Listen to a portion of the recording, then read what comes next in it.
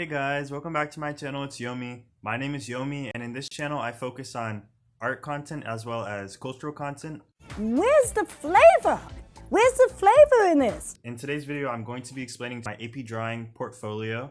I just made a video explaining and showing my AP 2D studio art portfolio. This video, I'm going to be explaining my AP drawing portfolio, which I submitted this past school year in the 2019-2020 school year. I'm looking at the AP art and design brochure. The AP art and design program includes 3 different courses and portfolio exams: AP 2D art and design, AP 3D art and design, and AP drawing. That's a lot of sodium. Your goal is to create a portfolio of college level work and submit it for evaluation. A qualifying portfolio score can earn you college credit and/or advanced placement. So if you pass this portfolio, if you get a 3, 4, or 5, you have the option to gain college credit for the college that you go to. Some colleges may not accept the exam, and some may only accept a 4 or 5 on the exam, or only a 5. It just depends on the college, so you need to check with your college to make sure. 60% of your total score is your sustained investigation, which is 15 digital images. You take pictures of your artwork and you upload them online to the College Board website, and that just revolves around your concentration, which is your theme of your sustained investigation. And then your selected works is 40% of your total score, which is 5 physical works. And these 5 physical works, they represent high quality images. They show your detail and your qualities as an artist. They're supposed to be high quality. Well, duh. So for the AP drawing portfolio, it says this portfolio is designated for work that focuses on the use of drawing skills, including mark making, line, surface, space, light and shade, and composition. Consider marks that can be used to make drawings, the arrangement of marks, the materials and processes used to make marks, and relationships of marks and ideas. There's no preferred or unacceptable content or style, so in theory you can still do anime and stuff like that. Don't do it. Don't do it. Even though a lot of art teachers frown on it, but it still has to be high quality. You could do drawing, analog and digital, so you could do digital works too. Painting, printmaking, and mixed media work are among the possibilities for submission. Video clips should not be submitted. Still images from video or film and composite images may be submitted. AP drawing is very technical. My sustained investigation, my concentration revolved around track and animals. Track and field is a sport revolving around all different types of athletics: sprinting, long distance running, jumping vertically, jumping lengthwise, long jump, high jump, pole vault. I love Nestle Crunch. Triple jump, hurdles. There's just so many different events. So I was showcasing which animals showcase these different talents required for each track and field event. This was the first image of my concentration done with marker and colored pencil and white paint for the track. A cheetah is very fast, the fastest animal. This is a human sprinter, so a cheetah versus a sprinter. So cheetahs would do well in sprinting events, in a sense. So they're racing through space and time. That's just how fast they are, and that's supposed to showcase their speed. And then this second image is of the high jump. So you run and then you jump over this bar and land on the mat. So these are 2 baby giraffes showcasing how high, because I think baby giraffes are born at around 7 feet tall. The best high jumpers in the world can jump at around 8 feet, I believe. So this is a person jumping the high jump around 7 feet tall. And this is a kangaroo in the background, because kangaroos can also jump very high. And skyscrapers, just outlines showing how high jump requires a lot of height and a good vertical jump. I was going to color this in, but my teacher said I could just leave it outlined. But so I did a lot of those pieces, but my teacher ultimately, she did not like a lot of the pieces, and she just recommended that I do portraits, which I didn't want to do. But then when coronavirus hit and the College Board completely changed the qualifications for the portfolio exam, instead of 15 pieces for your sustained investigation, which is your concentration, you needed only 10 to upload 10 digitally. Whoever you are, thank you. Instead of 5 pieces for your quality work, which, by the way, your quality work you send in to the College Board physically in one of these portfolios that your school will give to you. They have to order them. The College Board will send those to you, and you have to send in 5 physical works. But because of the coronavirus, you only have to send in 3 physical works, and you posted them digitally where you posted your concentration, your sustained investigation. So everything was posted digitally. Nothing was sent into the College Board. There were less pieces that you needed to submit. So I had 10 portraits lying around my house. So I just decided I would do portraits and I wouldn't do any more work to make, because coronavirus made everything complicated with schooling. So I just decided to use 10 portraits instead. So that is basically the gist of my portfolio that I was going to do.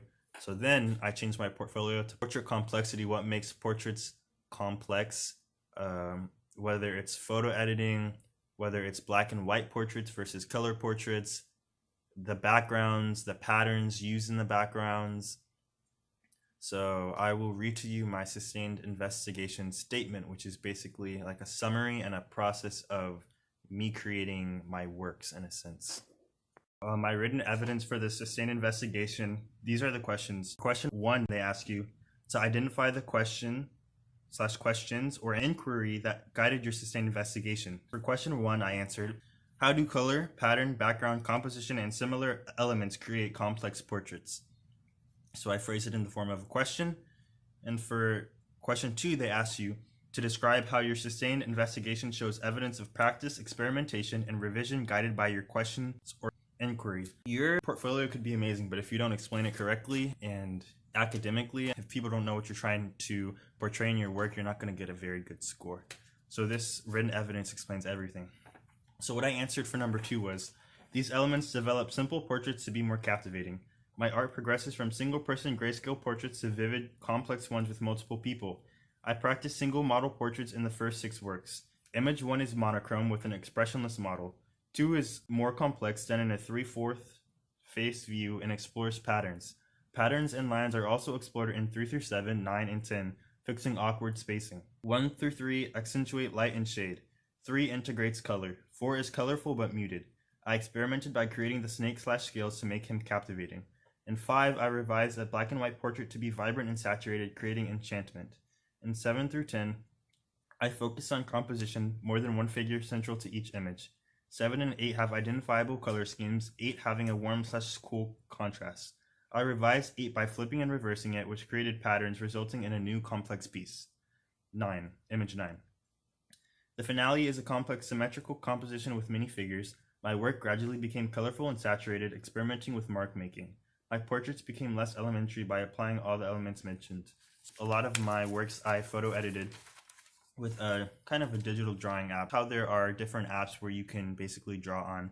So I did, a lot of my works were physical, but I edited them digitally to edit the colors and to kind of give cool effects to, which really advanced my portfolio to show complexity through portraits. So it wasn't just a person expressionless just sitting there. I changed facial expressions, I changed colors, I changed from black and white to color and things of that nature. So I'm going to be showing you my portfolio now. This drawing is of Instagram model Troy Ho. I chose to have this as my first image because this drawing is of an expressionless, this person doesn't have any expression on their face, but their features are very chiseled. So it is a strong first piece of my portfolio. But I edited the picture to be in black and white so that the picture would not be as interesting, because color portraits are more interesting than black and white portraits in general, in my opinion. So I thought that I would gradually add color to my portraits until they're fully in color, and by the end of my concentration, my portraits will be very saturated. So this picture does not have any patterns in the background. There's not really any creativity in this picture, and this portrait is just very, very simple. The chiseled features is the only thing that make this portrait interesting in the slightest. So this next picture is of Instagram model Ronio Santos, and there's a pattern in the background that I added, and he is doing a peace sign, so I had to add the fingers, which adds complexity to the portrait, and he has an interesting expression on his face, and the pattern and the lines in the background add complexity to the portrait and make it more interesting. This next picture is of TikTok star Addison Rae. The lines in the background added color to my picture, and the lines themselves just add an interesting effect. So her hand is squished up against her face, which has distorted her features, making the portrait interesting and adding complexity. I use that word a lot. So this is of Instagram model Zarekos, which I don't know if that's his name, but I added the snake, changed the colors of his sweatshirt and of his hat, and I added the scales in the background, which make the portrait almost mystifying, and I'm beginning to add creativity to my portraits. So this next picture is of Princess Diana. I think I did the first image in 2017, so it's not my best, of course. I've grown since then. And this new image I did in 2020, a few months ago, I just edited over this original picture. I drew over it digitally, and I made it the colors more cartoony, and I added lines and shapes in the background to make it complex. So this next picture is of Christian singer Jackie Velasquez. She sings English and Spanish songs, and this first image is an edited picture where it's glitched, and that adds complexity. And this next image is the original, which I drew with colored pencil, and that one has a beautiful sunset. So this next picture is almost the same as the original. I just muted the colors because as I go on, the colors will be more saturated. But this is of French rappers Big Flo and Oli. So I added the crown, I added the planets and the galaxy, and that just makes the picture interesting to look at, and you want to know what's going on. And this is the first image where I had two people in a portrait. So before I only had one people in my portraits, now I'm starting to have two. So this is of Tauren Wells, and there are two people in this portrait. It's Tauren Wells twice. I had to edit the photo reference and edit two photos together. Then I had to copy that image, and then I had to add a warm/cool color contrast, which adds complexity and a complex composition. This next image, the composition is very, very interesting, and I flipped and glitched the last image. This is of Tauren Wells again, and the warm and cool color contrast really just clash, and it just is really interesting, and people want to know what's going on in this portrait, which makes it very interesting, of course, and adds complexity. Again, so this last image is of Cameron Boyce, the Disney Channel star, and he was an actor, not just on Disney Channel, and he died last year. So in honor of him, I drew 6 images of him representing his life, but then I edited that to flip it and glitch it and reverse it, and this is what I came up with, adding the last complex portrait. So this is the first piece of my quality works. Of course, for your concentration and your quality works, you have to explain the materials, the process, and the processes and the height and width, but I'm not going to go into that because that's very boring. So this is a drawing of Cameron Boyce. This is closer to the original than the image that I showed you before, and I think this is graded by a completely different person that grades the concentration. So I edited the picture to grayscale because it shows pristineness and you can really see the detail, and it just looks very fancy. And it's almost morbid because he died, so I just thought that would kind of be respectful. Not really morbid, but respectful. So this is an image that I showed you in my concentration, so I don't really need to explain it that much further, but I just use it because it's very interesting, it's complex, and it's very creative. And the original piece was kind of detailed, and this is just very saturated, and the composition is excellent in my opinion. So that's why I used it. So this last image is the original picture, except I kind of edited the background to kind of smooth the colors together, or the sunset. And this is of Jackie Velasquez, the Christian singer. And this is a solo portrait. This isn't with the glitched version with it. But I just thought that it was very pretty. It's very detailed, and it's almost photorealistic. So a lot of people look at it and think that it looks like a photograph. So that's why I used that for my quality. So only 3 pieces instead of 5 because of coronavirus. Make sure to follow me on Instagram at its_yomi, on TikTok at its_yomi2. Make sure to check out my website, itsyomi.doodlekit.com, and also make sure to check out my Etsy store. There are prints and originals at affordable prices. Make sure to check out my store. You'll find something that you'll like. Just do it! Just check it out.